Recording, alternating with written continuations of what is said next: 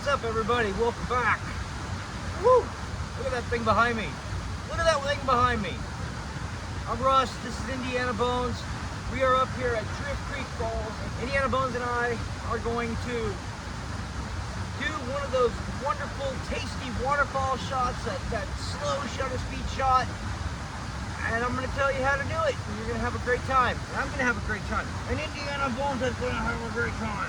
A couple things you got to have with you when you do a slow shutter speed. Number one is a camera. Nikon Z6 II right here.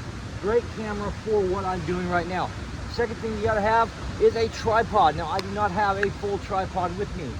I have this little gadget right here. Folds out into a tripod made by Ulanzi.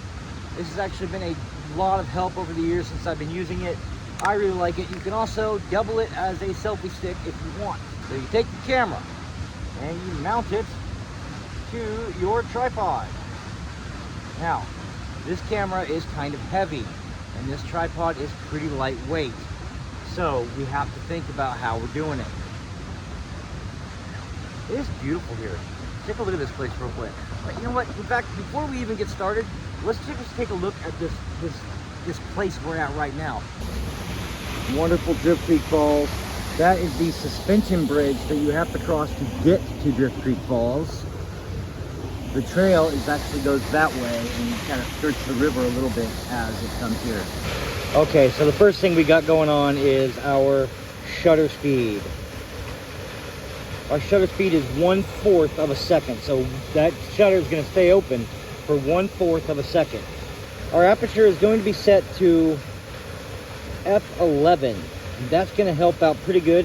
Our ISO, we're going to bump that to 100. That is going to give us exactly what we're looking for without blowing the picture up. So right now what you're seeing in the screen on the back of my camera is exactly the photo we're going to get, except for this going to have a much more smoother waterfall flow.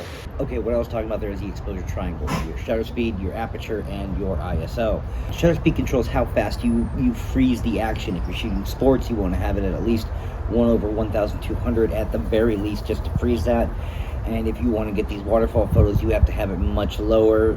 For instance, on this one, we are doing 1/1/4. Your aperture or your f-stop, having mine at f11 means I'm letting that much amount of light come in. So picture it like this. This is how much light is going to come into the camera. The lower the value, so f4, the higher it's going to be open. Closing it down to f11, it only lets that much amount of light in instead of that full amount. Bringing it down to like f22, that's like that. So it's super closed off. And what you would use that for is like really bright day, like just obnoxiously bright day. The last thing I'm talking about is ISO, and that is your camera's sensitivity to the light coming into the camera. In our case, we're going with ISO 100. Anything higher than that, the picture's going to have some really blown out and damaged spots that we just can't repair. That, in a nutshell, is exposure triangle, which I was just talking about. Back to the video, unpause. See, 2 of the legs of the tripod are on this log. The third is sitting on that little notch right there. Ooh, this is precarious. Precarious! Okay, we are going to hit our shutter switch, and it's going to take a photo for us.